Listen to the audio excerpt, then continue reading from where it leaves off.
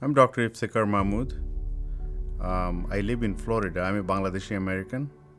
I was born in Bangladesh, in the southern part of Bangladesh, a town called Cox's Bazar.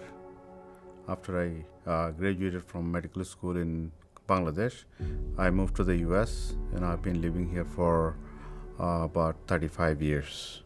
When I was growing up in Bangladesh, in my school days, I saw there was so much suffering in terms of healthcare, lack of access to health services. Actually, I was kind of bothered by that. So when I went to medical school, I decided that, when I grow up, I become a professional, I will help my community. So I started in 99, about 26 years ago. I started Hope Foundation for Women and Children of Bangladesh, when I was already in the US. And I started a small clinic with a part-time physician and a small one-room clinic. Over the years, it has grown a lot. Now we run 3 hospitals. We have set up a school for midwives, and we also have set up a big hospital for Rohingya refugees in southern part of Bangladesh, as well as there are many other programs that we do. Our focus on safe maternity care, family planning, pediatric services, as well as mental health care and other health care around it. Also, we believe in capacity building. So we train midwives, we train refugee girls to become health aid. We also collaborate with many academic institutions in Bangladesh and outside of Bangladesh. I myself is a faculty member of 2 universities in the US. One is University of Nebraska Medical Center, other one is Tufts Medical School. So I collaborate with many academicians to do research, to tell our story in a scientific way as to what are the impacts of our work, and also bring in academic people into our team. Helping the community, it came from inside of me.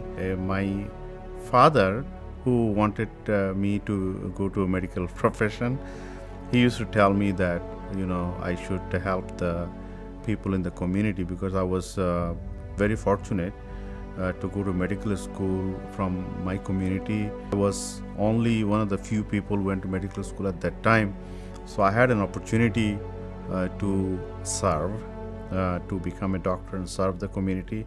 And with my father's inspiration at my early age, it really stayed with me, And so when I came to the US, I got my education and I became established as a physician.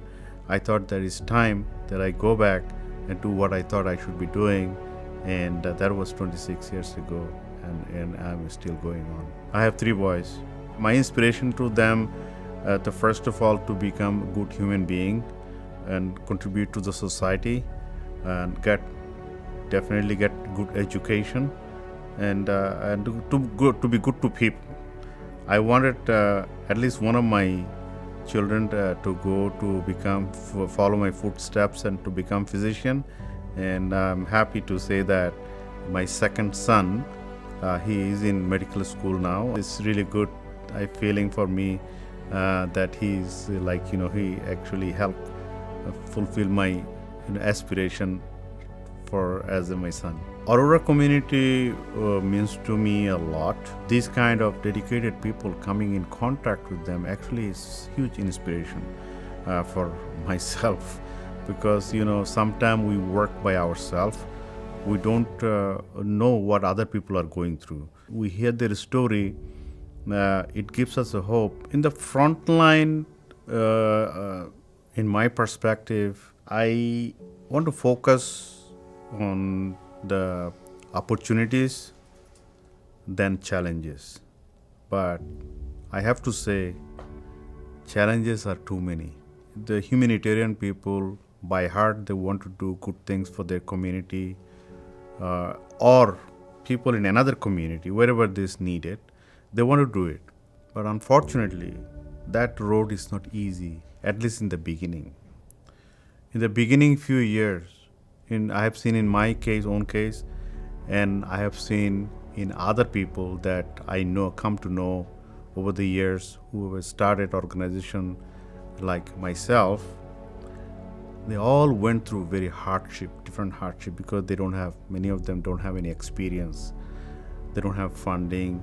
They don't have the community organizing leadership ability, but they have the desire to help. So it's very challenging, and they go through a lot of difficulties. A lot of them, they cannot continue to do that work. They give up. After many years, sometimes they give up because they get tired, they get exhausted, lack of funding, lack of support. So the humanitarian work happens in war areas, the areas that people are poor, lack of resources, lack of infrastructure. So the conditions are already difficult. And working in that kind of condition, it becomes very, very challenging.